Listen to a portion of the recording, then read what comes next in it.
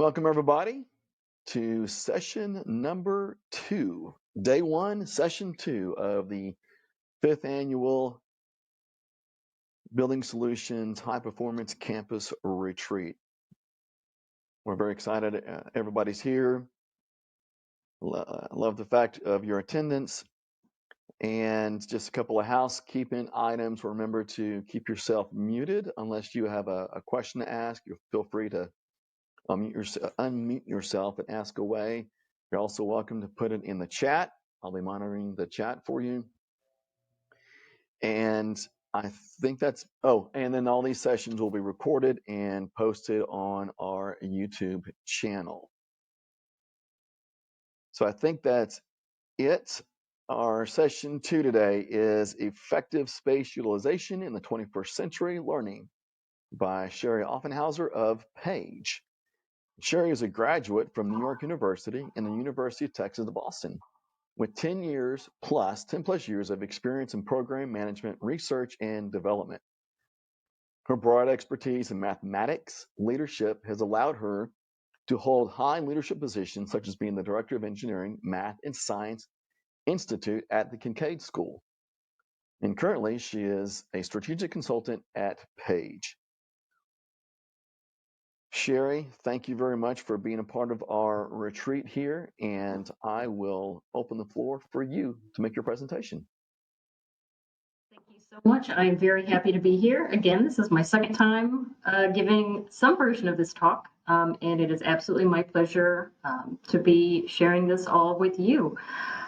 So again, my name is Sheri Offenhauser, and I'm with Sutherland Page here in Houston, Texas. Today, I'm going to be talking to you a bit about space utilization studies and what that assessment can tell you about your school. Before we get started, let me tell you a little bit about what we'll be talking about in the next 30 to 45 minutes. It depends on how fast I get through all this. So I'll first tell you a little bit about myself in a little bit more detail than Mr. Dillard did. It'll give you a good idea as to sort of how I ended up where I am and why I'm as passionate as I am about educational spaces.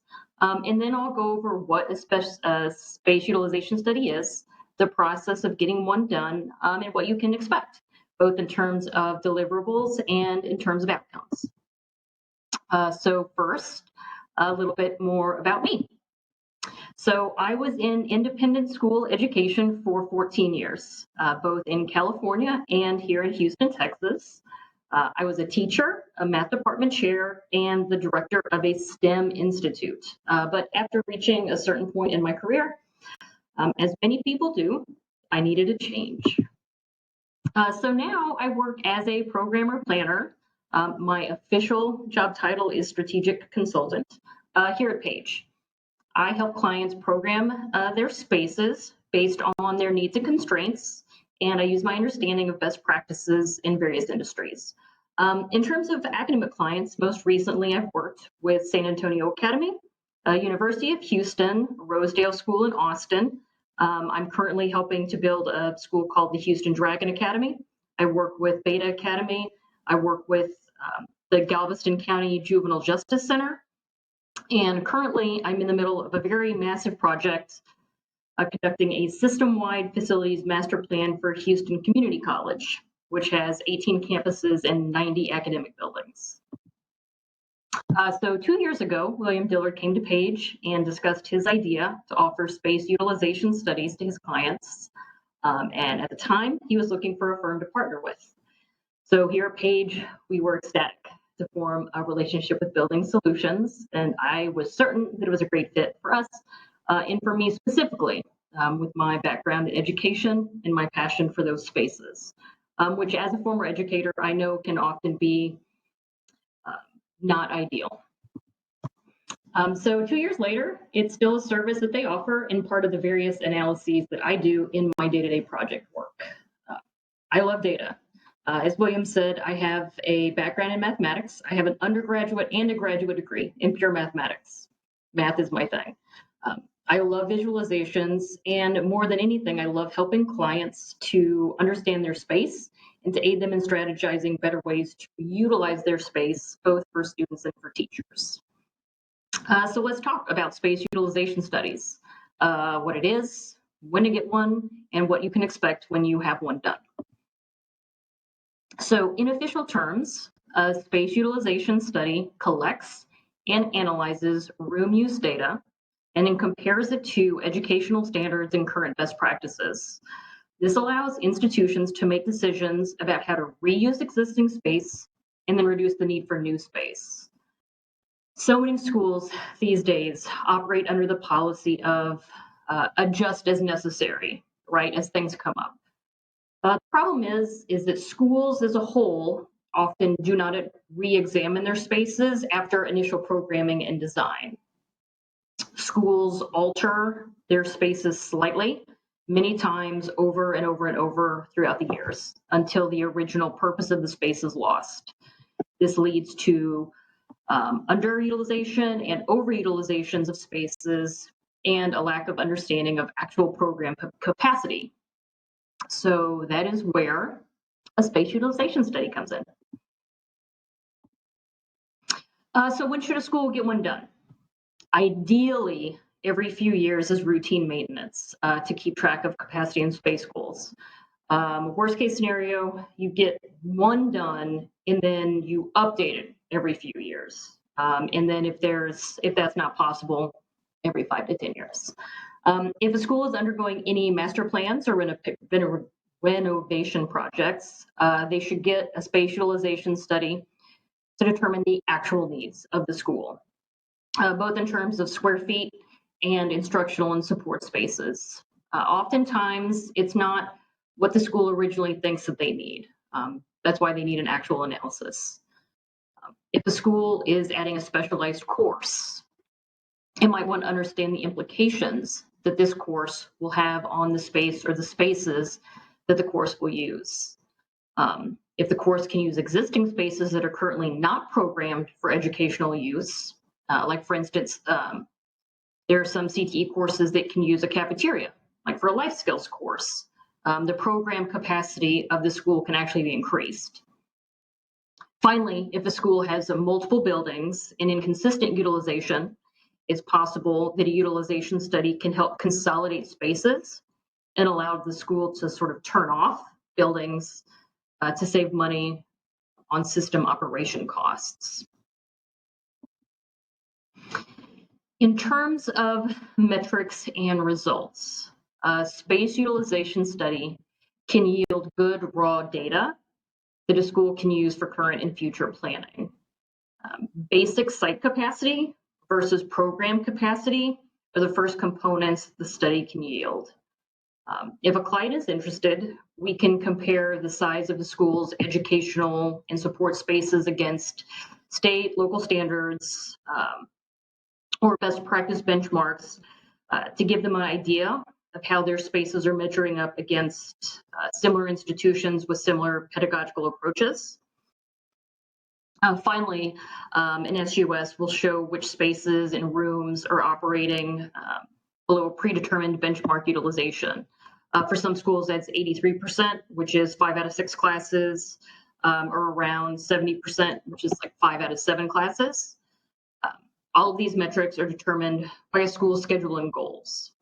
No two schools are alike. So you're probably curious, sort of, what does this look like? So let me walk you through the process, which again is unique to every school, but there's sort of a set schedule of events and then a final product. So let me walk you through that. So first, the overall timeline of how things are going to happen. The first part of the process, which in my opinion is the most important process, is the data gathering. Is after the project is started, but before my team or I have set foot on the site or had any meetings, either in person or virtual, whichever you're most comfortable with. For the data, the most important thing that I get is the master schedule. I need to know everything that is happening in each room during each period of the day, even lunch. This includes seating capacity versus actual enrollment, the class that's in there, the department, the teacher, It also includes a list of all spaces in the school and ideally square footage of spaces. I can get architectural plans for this, and I can do area takeoffs if you don't have square footages. These are all possibilities. Excuse me. As I get the data, which might also include classroom photos, I begin to compile everything into sort of a master spreadsheet, and that's what you see here on the right. Like I said, I'll also do area takeoffs. If you don't have square footages, I'll use the architectural plans. And even if they're not up to date, I'll do the best that I can with what you have. Depending on the data the school provides, this part of the process might take a little longer for some schools than for others. Data cleaning is a very real thing. It is not pretty, but it's a necessary step to get good, accurate results in a space utilization study. So I'm just letting you know, for some people, that the data gathering and processing part might take a little bit longer for some schools than others. Okay, so like I said earlier, the first basic information that we're looking to provide for a client is building capacity versus program capacity. So the idea is how much square footage does the building indicate that it can hold versus how much do the schedule, room capacity, and utilization of rooms actually indicate that it can hold. These are two different numbers. So if we look at sort of what we see above, this is just an example. The school has a little over 100,000 square feet. The school is sized for about 591 students. This is at a benchmark of 175 square feet per student. At the time of the study, it had 584 students. So it could hold 591, it had 584, so it was sufficiently large. If we look at the spaces, if we look at the functional capacity, it had a functional capacity of 720. This tells me that it has underutilized spaces. So it has too much room right now. But for this school, their goal was to increase the enrollment to 714.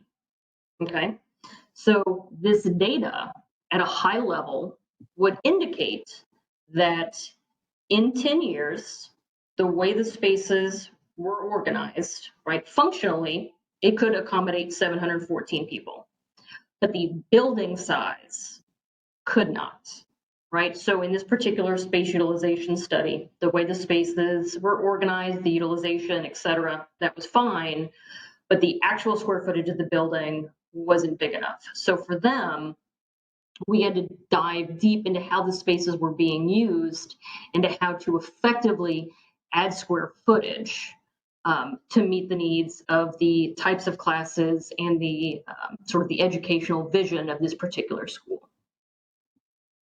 Okay. But again, each school is different, and that's what our goal of each study is. So after we gather the initial data and make general conclusions, the next part of the process is to meet with key stakeholder groups.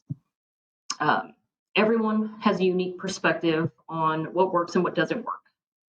And there are many factors at play. As a former educator, I know that there are many sides to a single issue. I also know that the needs for one group are not going to be the same as the needs for another. So when we undertake a space utilization study, we want to understand everyone's needs and goals for the school. We cannot guarantee that everyone's needs are going to be met, but we can try to address everyone's concerns in some form or fashion. Ultimately, it is the long-term goals of the school that we are trying to help the school realize. But there's also the learning and the pedagogical goals, right? The educational vision that we're trying to help the school meet as well. Okay, so again, we really do want to understand any space concerns that people have. Are there any individual or department needs? Does the school support, right? Because again, this is important that we address the needs of the school. Does the school support owning classrooms, or are they looking for a more collaborative learning community environment? Is there a desire for more CTE spaces, right? Are they moving into that direction? And if so, what current spaces are incorrectly utilized that could be reprogrammed? These are all things we want to find out. What we've seen from clients recently is the desire, just some of the things, the desire to either decrease class size, so less students, or just have bigger classrooms so that there's more of a collaborative environment. Students are no longer at individual desks. They're now at tables, or they have a lot more flexibility in the classroom with different types of seating, right? More area for movement. We see a desire to increase enrollment over time and the need to understand the implications of this enrollment increase on the spaces. And then the big thing that we see a lot, right, is an interest to move towards a more 21st century oriented, flexible, student-centered learning environment. So they want to understand which spaces make the most sense to remodel into this type of learning configuration. So in terms of the deliverable, it's really a question of how much information do you want and what type of information do you want for your goals. So there's two different graphics here. On the top, you see, and you're not supposed to be able to see a lot of detail, but at the top, you see an organization of spaces. These are the rooms that they have by size of room and the type of room. So the school gets a really sort of an accurate inventory of these are the sizes, and these are, lecture, lab, classroom. And then on the bottom, this is a graphic showing the capacity of the rooms versus the actual enrollment. The color coding is showing which rooms are at capacity, which rooms are below capacity, and which rooms are unscheduled. And we can do this actually per class period. Okay, and if we graph utilization, which is sort of another graphic, we can look at how many hours each week that the rooms are booked against the target utilization that's been predetermined by the client. Again, is that 83%? Is that 71%? That's usually the range that most schools are looking at. In this particular example, we can see that there's a considerable amount of underutilized rooms. And in this view, you can see specifically which rooms are underutilized and how much they are underutilized, right? So this is sort of a great visual for the schools. Similarly, again, we do this for, we try to cater our product to what the schools need. If you're interested in analyzing, say, admin or office spaces, we can look at all of your office spaces against a metric that you choose, right? Some sort of standard. You want all your offices to be roughly 120. We can just take a quick look at your office spaces and say, here's your offices. These are how they are sized. So you can, again, just sort of take this information back, and you can see from this particular example, there are a lot of spaces that are extremely oversized. So maybe a lot of these you can cut down into 2 offices, and then you've effectively doubled your amount of administrative space, or you can take some of these and put them together and turn them into a classroom. Right, a good overall graphic that we have here showing a high-level analysis of suggested square feet, just based on student numbers, is this graphic. It's an optional quick analysis for schools that are looking to add buildings. Right, as you add buildings, you're adding, as you add square feet, you add the ability to add more students, and so this is sort of what we have. Or as you add students, you have a required increase in square footage. So this is sort of what we see here. Again, these are just sample deliverable items. Each client is different, and we are happy to provide you with the analysis and charts and diagrams that help you best understand your information and situation. So whatever it is that you and your school needs, that is how we will cater the results. So again, the outcomes of a space utilization study really are endless. what we have all heard about ad nauseum over the last year is about COVID, right? That COVID has been the big topic, and especially classroom layout. This was put out by AIA, I want to say back in April. We know and are hopeful that we're nearing the end of this era. But I think there's some belief that nothing will go back to the way it was, right? Schools will hopefully never cram so many students into a single classroom. But what's going to be the new normal? What is the ideal number of students that a classroom should hold? And this is something that an SUS can help a school determine, right? What can your school safely accommodate in the square footage that you have and in your particular schedule and in your current classroom sizes. Again, something that we see, right? If you want fewer students in a class, that means you're going to need more classrooms. So where are those classrooms coming from? Do you already have them? Do you need to build them? And what we're seeing now, and again, one of the things that COVID has taught us is that there are spaces in your school that you can already use. Maybe they're outdoor spaces. Maybe you can use the hall. Schools have used cafeterias, they've been using their gyms differently. They've been using so many spaces differently. Overflow or learning spaces. They've had to learn to adapt, and they are learning so much square footage in their school that used really can be. So the space utilization study can help you determine which spaces in your school actually can be programmed or can be used for student support that you maybe didn't think could be, right? So maybe you already have these spaces. And I flew through that, William. I am so sorry. That was it. I have apparently a problem with talking too fast. I'm so That's okay. sorry. It was extremely educational, extremely interesting. I'm so sorry.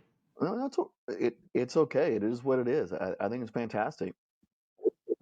If there are any questions, I didn't see any in the chat. So if anybody has any questions, There's two in the chat, and I see Kevin is smiling. Maybe he's excited because he gets to have lunch now. I'm so.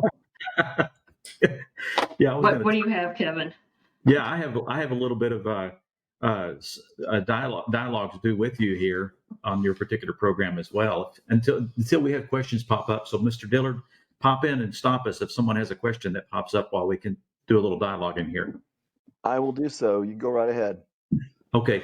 I have Sheri. I really value and appreciate what you do so much, and we talked a little bit earlier. Good.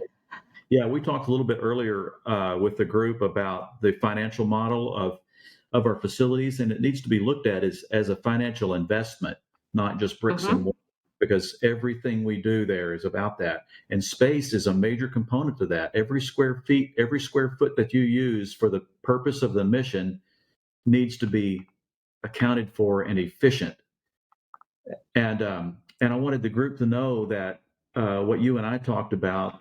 Since I'm the director of HPC, one of my initiatives that I'm trying to help all the HPCs do is have a space inventory, and I have some techniques of doing that. And that you and I we put it into a format. You mentioned it earlier in your slide that you'll take the data in any form that you can give to it. Sometimes it's more efficient than others, and so what you and I came up with and discussed is we have the most efficient way to collect that data. So when they are ready for a space analysis, we hand it straight over to you, and you're able to then assimilate that in an efficient manner. So so this is a process that's already part of the HPC SPS hours, and those of our HPC clients can use this as an opportunity for us to incrementally begin working on that. Sometimes it might be a multi-year project that we just work a little at a time, and you're just working your way toward that. Great. Another thing I wanted to point out is that I know that at least the school that I was participating with last, we were preparing for COVID-19. And we put together space analyses like I dreamed of having, because they were so motivated to know about how to social space everyone at 3 feet. So, I mean, we had faculty, headmasters, everybody was out with tape measures measuring every single room and how big is a desk and all that kind of stuff. If there are HPC clients that did that, do not lose that information. That is extremely valuable information that we can make use of. And if you do have it in just a spreadsheet like the school was doing that I was at, get that to us, and I will put that in our files and have that ready for Sheri to be able to make use of if you ever have any kind of small or large projects, to be able to do any kind of analytics and studies on that.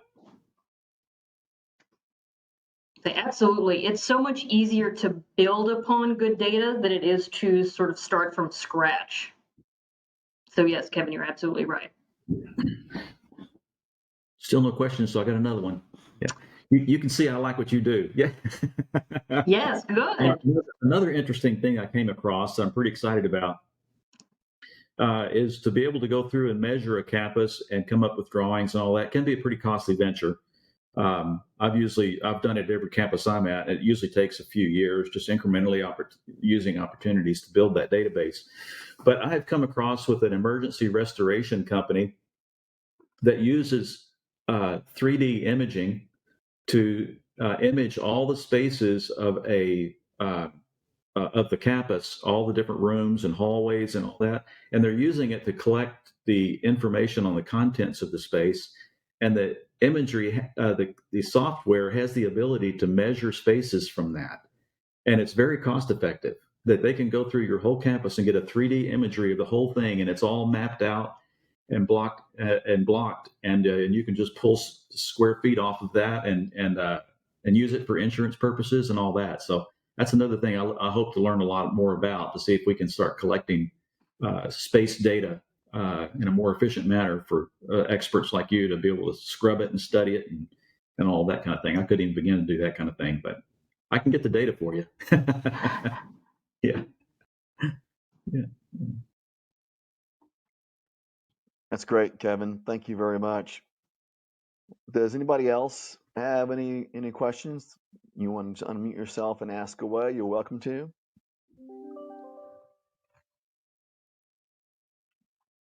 And at this point, I see no one has volunteered to unmute themselves. I got another. So Kevin is going to jump right in and take someone's place to ask a question. So go ahead, Kevin. Well, unless someone else, you say someone did? No, go ahead, Kevin. Okay, yeah. All right, I got another one for you, Sheri. All right, I'm ready. Yeah. Another thing I observed through COVID-19, which is pretty fascinating, I'd like to hear your thoughts about. Whenever schools have begun more and more embracing these after-school care programs, and they're not really daycare; they're classes. And it's hugely beneficial to the families, enormously beneficial, and it's actually financially rewarding to the school as well.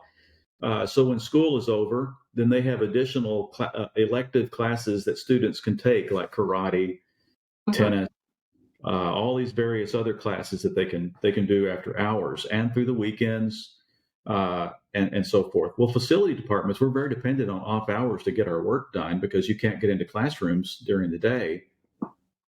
And they need us there during the day. So it's not like you can just say take off during the day and work at night, because we're actually dealing with the pee poo vomit during the day too, and that kind of thing. So I've been been fascinated, and nobody could ever close a classroom down during the school year. That's just no way, and nobody would ever even think of doing something like that. So I've been trying to come up with a creative way that we can get into these classrooms and get work done year round.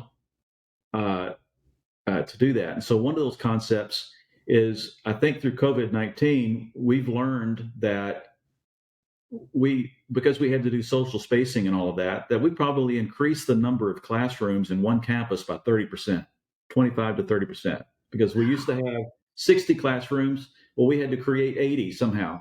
So we had to come up with some way to create 80 classrooms. So using that way of thinking, now we've learned we do have more classroom capability. what if we close specific classrooms down during the school year and do work with contractors at night for renewing those classrooms?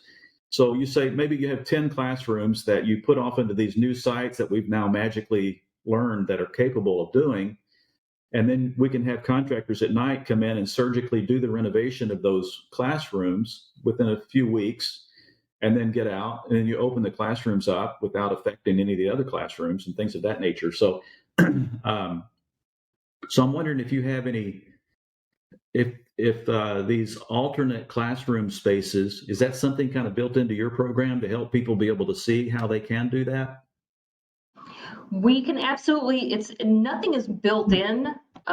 We can absolutely help schools see spaces that could be used as alternate educational spaces. That's absolutely something that we can help them do.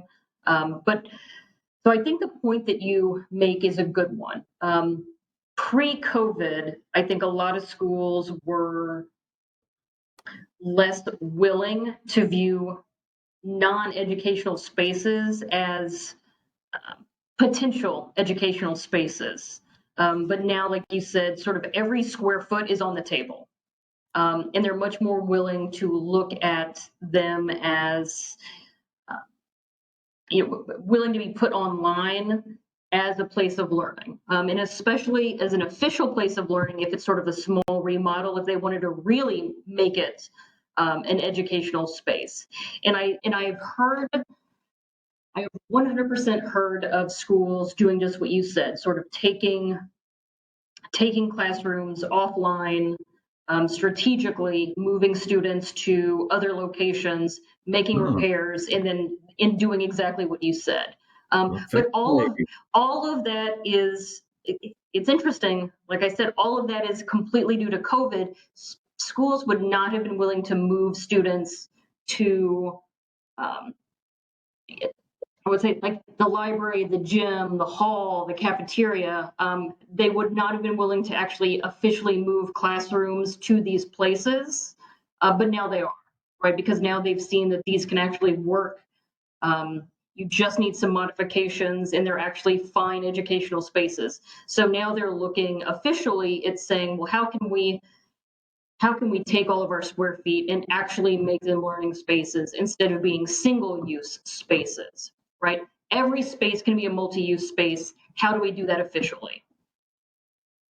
Fascinating. I love that. Mm-hmm. Do that. And that's kind of the thing that it's a bittersweet thing. You really hate to see a COVID-19 like this come about, but the benefits of it and the thing that I've been looking for is it just shakes us out of our everyday way of thinking that we think is impossible to now the possible. And, yes. And so I'm really excited to see the fact that they have begun using you in a manner of that way to help them to do that. Now, these extracurricular programs are fairly financially rewarding, and that's not the reason schools do it. But on one hand, it is because they spend a significant amount of money on facilities, and they need to recoup. They need to make sure that they're getting the best use out of those. And facility managers, that's what we want too. We want you to score every dollar possible you can get out of that space because it's extremely expensive. But then we also have to get our work done, and so we're in a place where we're having to think creatively of how we get our work done. But the concept that I'm mentioning about closing a classroom and working at night is going to cost a little bit more. Numbers I've heard are about 20% more to have the work done at night that way. And you're usually using contractors that do that in restaurants already. It's just everyday thing for a lot of contractors out there. But considering the revenue that they make, take that into consideration. It is a significant revenue increase for these outside programs, but you may want to set aside for additional operational costs, which are these kinds of things, classroom renewal and things of that nature, because classrooms, they simply need to be updated about every 10 years. They need new paint, new wires, new IT infrastructure, new ceiling tiles, HVAC needs to be replaced, sometimes the windows and all of those kinds of things. And they can't just close the whole school down, but they could do it incrementally, campus-wide, 10 classrooms at a time and over a period of years. And then 10 years later, you start all over again. Yeah. Yeah, go through that. So, yeah, great. That's great to hear. Thank you, Kevin. Thank you, Sheri. I don't see any other questions in the chat right now, so that'll conclude our presentation of space utilization studies in independent schools, and that will also conclude today's retreat. We will pick it up again tomorrow, starting at 11 a.m. with environmental standards and practices for schools with Russ Gout of ESEI, followed by campus security strategies for today and tomorrow by David Charney from Stealth Monitoring.